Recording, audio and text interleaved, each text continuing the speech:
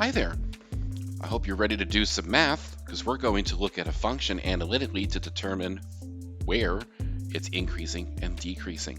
And remember that that information is obtained by looking at the first derivative. We know that a positive slope means that the graph is increasing, and we know that a negative slope means that the graph is decreasing. So what we're going to do the analytic piece is we first want to figure out where the graph is transitioning, and that is as simple as figuring out where the derivative is 0. Because if it's 0, I know that it's either positive or negative on one side and positive or negative on the other side. So it's easier to find those points first and then compare. So here's what we do. We take our first derivative, and this is just the power rule, negative 3x squared plus 6x plus 24, and we know that this transition point could occur either when the derivative is equal to 0 or undefined.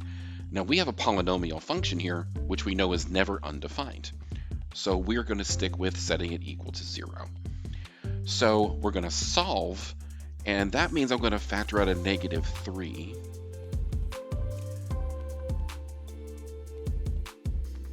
Like so. And I notice that that factors quite nicely, so I'm going to factor that into x minus 4 and x plus 2. And by setting each factor equal to 0, I know I can ignore the negative 3 because negative 3 is never 0. This one means that x equals 4, and this one means that x equals negative 2. So these are our points where the graph could be transitioning between increasing and decreasing. We call those the critical numbers.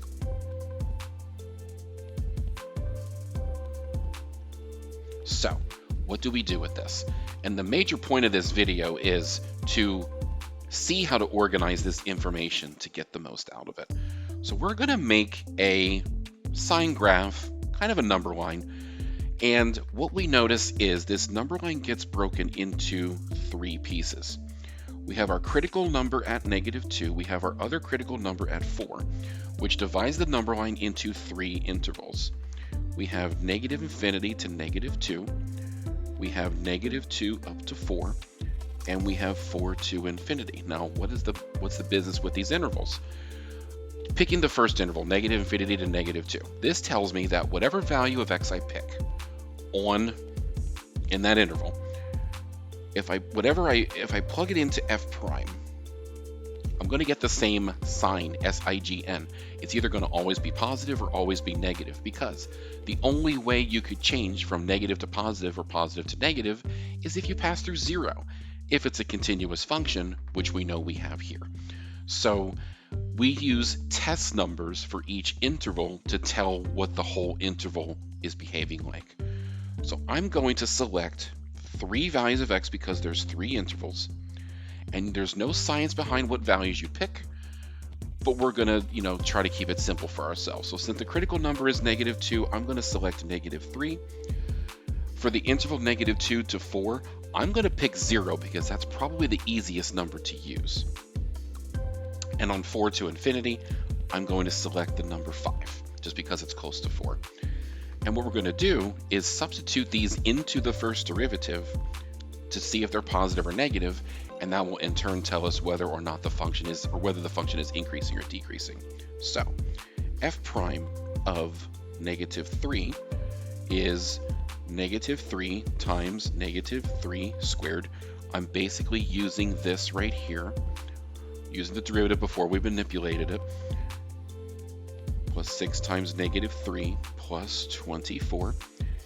And if you crunch that out, you get negative 21, which tells me I have a negative slope, which tells me that my function is decreasing. So I tend to write it like this here, just write a decreasing line, just to give it a little bit of visual appeal. So plugging in 0, now one thing we notice is that any of the x terms are going to just drop out because 0 to any power is 0. But it's nice to show it out. So we have 24, which means the graph is increasing on that interval. And last but not least, at 5, we have negative 3 times 5 squared plus 6 times 5 plus 24. and that is negative 21 again. So we're back to decreasing. Okay, so looking at that sine graph, there's actually a lot of information there. It looks like we have a minimum point somewhere and a maximum point somewhere, but that's for further on down the line. We could write out the intervals over which this function is increasing and decreasing. So we could say this function is increasing on the interval. Well, the only interval where it's increasing is the one in the middle, -2 to 4. And it's basically decreasing everywhere else, but remember there's a certain way we write this. Decreasing on the interval, now we have negative infinity to -2, and we also have the interval 4 to infinity. Since those two intervals describe a set of values that have something in common, in this case where the function is decreasing, we put a u in between them to represent that there's a union of those sets.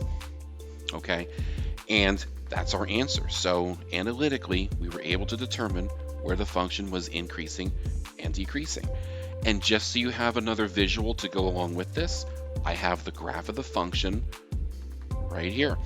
And as you can see, it is decreasing up to x equals -2, increasing between -2 and 4, and then decreasing again after x equals 4.